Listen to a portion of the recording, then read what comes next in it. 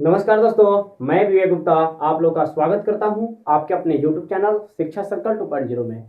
Friends, आज का हम लोग का यह बायोलॉजी का दूसरा क्लास है।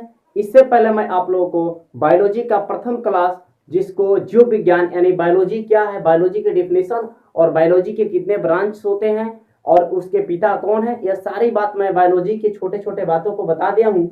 आज मैं क्लास टेंथ का बायोलॉजी का प्रथम चैप्टर, जो आपका है जैव प्रक्रम, इंग्लिश में बोलते हैं लाइफ प्रोसेस। क्या बोलते हैं? Life process. मानिए तो इसका क्लास टेंथ का आपका यह पहला वीडियो है, लेकिन उस वीडियो के अकॉर्डिंग चलिएगा तो आपका बायोलॉजी का कौन सा क्लास होगा? दूसरा क्लास होगा। तो आप दूसरा ही कर दीजिएगा। बेसिक तो जानना भी जरूरी है ना। आप मान लीजिए कि साइंस पढ़ रहे हैं तो जानिएगा ना साइंस क्या है, विज्ञान क्या है।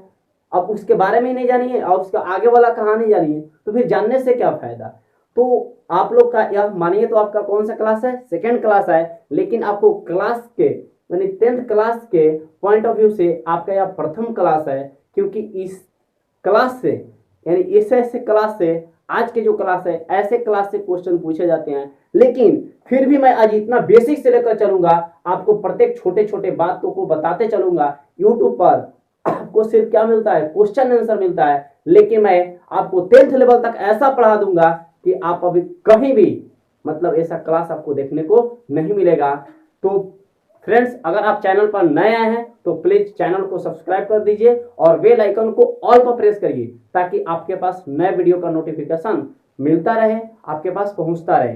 तो और जो पुराने स्टूडेंट हैं और जो नए स्टूडेंट हैं, सबको मिल करके लाइक करिए और अपने मित्रों के पास वीडियो को क्या करिए, ज्यादा से ज्यादा शेयर करिए, ताकि आपका एक लाइक मुझे वीडियो बनाने का बहुत ज्यादा प्रेरित करता है कि नहीं बच्चे पसंद कर रहे हैं, वीडियो बनाओ।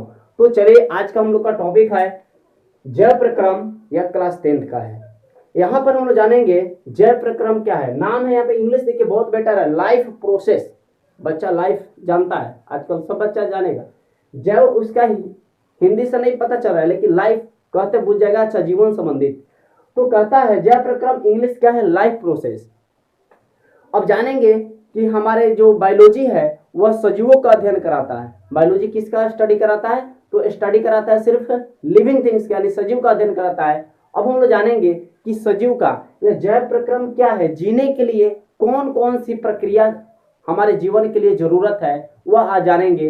तो पहले जानेंगे जैव प्रक्रम किसे कहते हैं। तो आप लोग इसका डिफिनेशन लिखिएगा कि वे सारी क्रियाएं, कॉपी में लिखते चलिएगा, वे सारी क्रियाएं जिनके द्वारा जीवों का अनुरक्षण होता है। जिनके द्वारा जीवों का अनुरक्षण ऐसे लिखाएगा, जिनके द्वारा जीवों का अनुरक्षण होता है। अनुरक्षण को इंग्लिश में बोलेंगे मेंटेनेंस। समझ रहे हैं ना? जिनके द्वारा जीवों का अनुरक्षण होता है जैव प्रक्रम कहलाता है। एक बार और सुन लीजिए कि वे सारी प्रक्रियाएं जिनके द्वारा जीवों का अनुरक्षण होता है जैव प्रक्रम कहलाता है। अब कौन कौन सी प्रक्रिया है जैव प्रक्रम में, कौन कौन से प्रक्रिया आते हैं, चलिए उसको जानते हैं। तो याद रखिएगा, उसके नीचे आप देखिएगा तो एग्जाम्पल के तौर पर लेंगे। एग्जाम्पल में क्या आ जाएगा आपका? फर्स्ट आएगा पोषण। क्या आएगा? पोषण, जिसको इंग्लिश में बोलते हैं न्यूट्रिशन। क्या बोलते हैं? न्यूट्रिशन। अब पोषण के बाद आता है, अब पोषण जब हम भोजन करते हैं ना, तो उस प्रक्रिया को क्या कहते हैं? पोषण कहते हैं। जो हमारे बॉडी में जाता है, ऊर्जा उत्पादन करता है, वो पोषण कहलाएगा। उसके बाद दूसरा आता है श्वसन। पहले लिख देते हैं, बाकी सबको डिफाइन करेंगे। रेस्पिरेशन, श्वसन को इंग्लिश में क्या बोलेंगे? रेस्पिरेशन। उसके बाद आता है उत्सर्जन,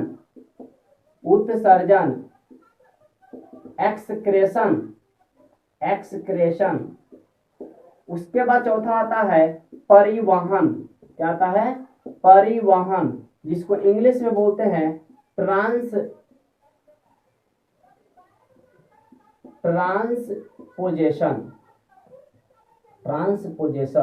आपका यह जीवन का प्रक्रिया है। बहुत से देखते हैं यूट्यूबर क्या करते हैं, जनन को भी जैव प्रक्रम में रखते हैं। अगर मान लीजिए किसी इंसान का अगर विवाह नहीं हुआ, वह जनन की प्रक्रिया नहीं किया, लिंगुअल रिप्रोडक्शन नहीं किया, तो क्या वह मर जाएगा? कभी संभव नहीं है। लेकिन इसमें से आपको 4 पॉइंट में से अगर कोई भी एक पॉइंट अगर आपके जीवन में कम है, खत्म हो गया, बंद हो गया प्रक्रिया, तो आपका जीवन वहीं पे क्या हो जाएगा, खत्म हो जाएगा। यानी हम और आप क्या हो जाएंगे, मर जाएंगे। बताइए तो अगर खाना खाना छोड़ दे तो क्या जीवित रहेंगे? कुछ दिनों तक रहेंगे, जब तक बॉडी में एनर्जी रहे, बाद में क्या हो जाएंगे, डेथ कर जाएंगे। उसके बाद श्वसन, जब तक हम सांस नहीं लेंगे तब तक जीवित रहेंगे, नहीं रह सकते हैं। उसके बाद जो हम खाना खाएं, क्या उस खाना खाने के बाद क्या पूरा जो रोटी खाए, दाल खाए, फल खाए, मांस खाए, अंडा खाए, जितना भोजन किए, क्या पूरा हमारे बॉडी में जाके विलीन हो गया?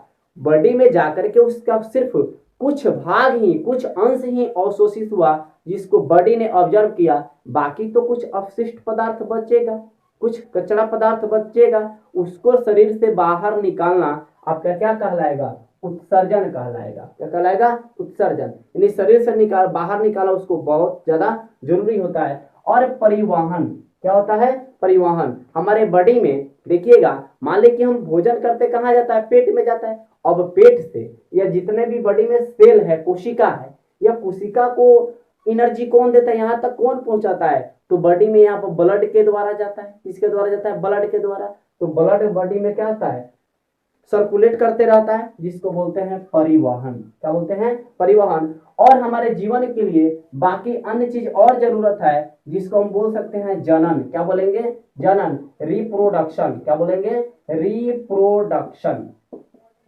रिप्रोडक्शन। उसके बाद बोल सकते हैं नियंत्रण, नियंत्रण, नियंत्रण को इंग्लिश में बोलेंगे कंट्रोल। क्या बोलेंगे, कंट्रोल। और एक और चीज आएगा समन्वय, समन्वय, जिसको बोलेंगे कोऑर्डिनेशन। क्या बोलेंगे, कोऑर्डिनेशन।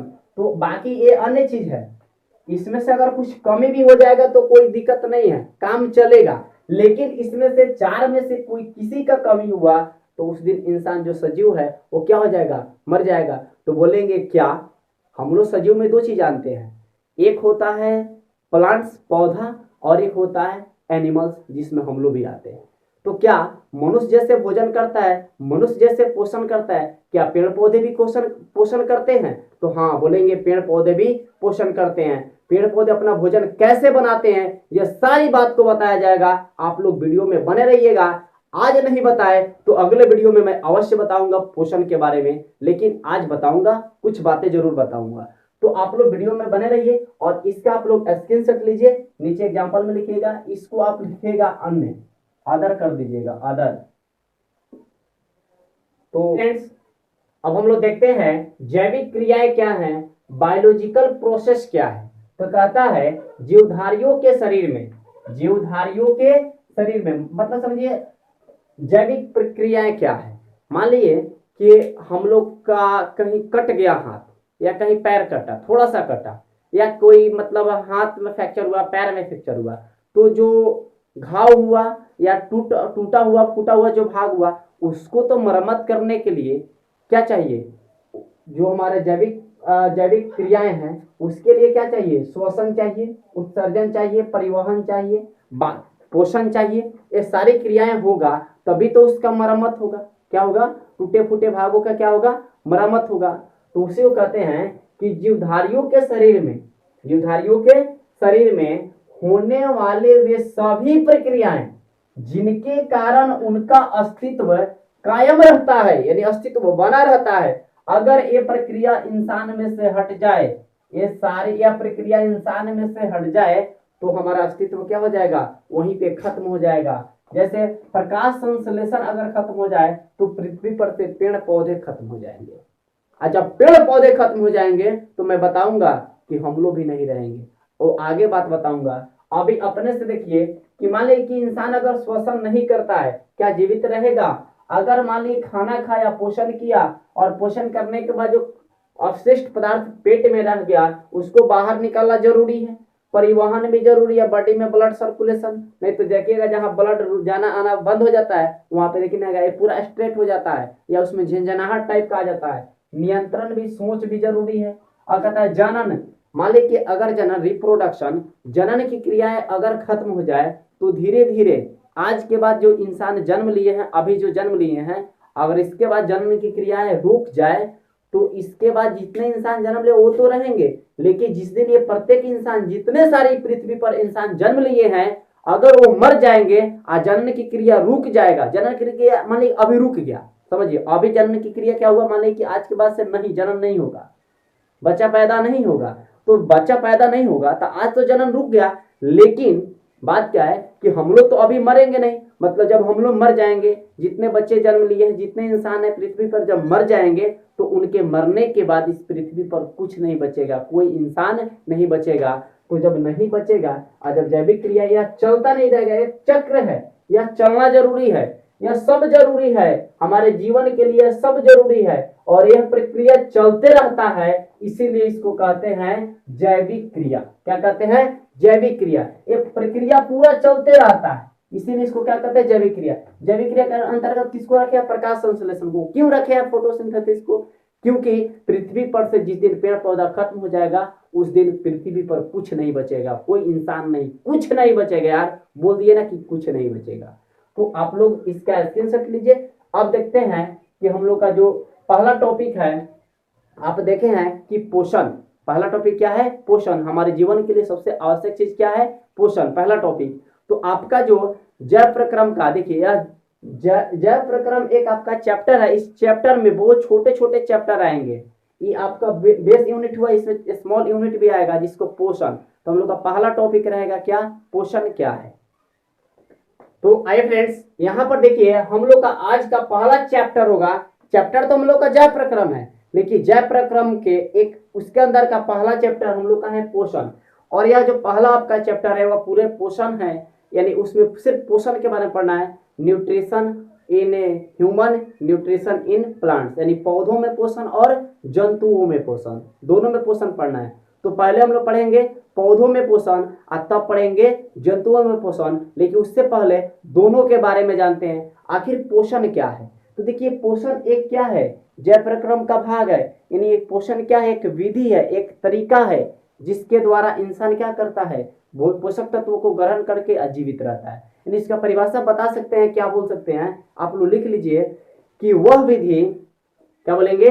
वह विधि जिसमें जीव, वह विधि जिससे जीव पोषक तत्वों को, वह विधि जिससे जीव पोषक तत्वों को ग्रहण कर, पोषक तत्वों को ग्रहण कर उनका उपयोग करते हैं, उनका उपयोग करते हैं, पोषण कहलाते हैं।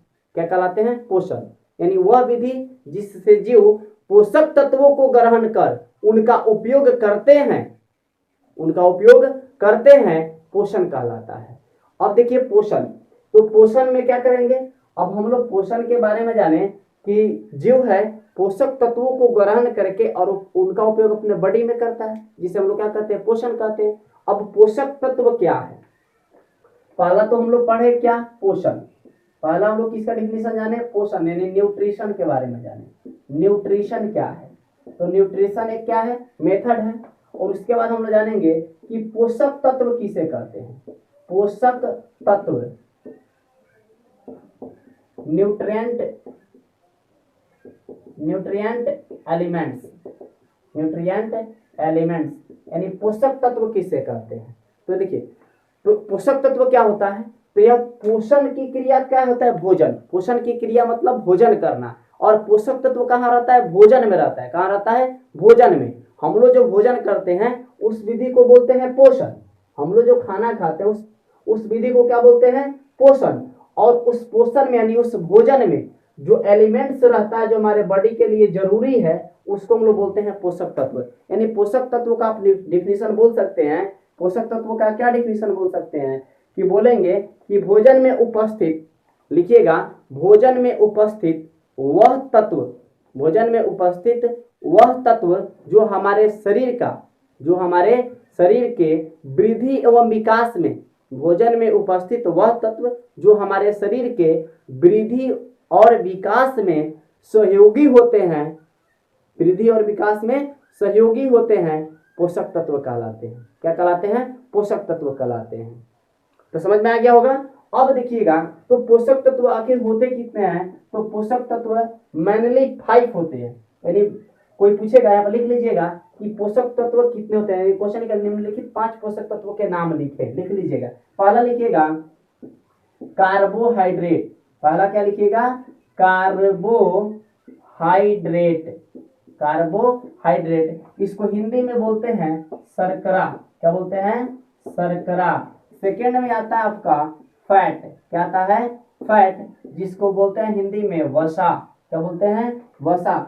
उसके बाद आता है तीसरा आता है प्रोटीन, क्या आता है, प्रोटीन, प्रोटीन को प्रोटीन ही बोलेंगे, प्रोटीन को, बायोलॉजी का बहुत ऐसे टर्म है जिसका हिंदी नहीं होता है। और चौथा आपका हो जाएगा, चौथा हो जाएगा विटामिन, क्या हो जाएगा, विटामिन, जिसको विटामिन को विटामिन ए बोलेंगे।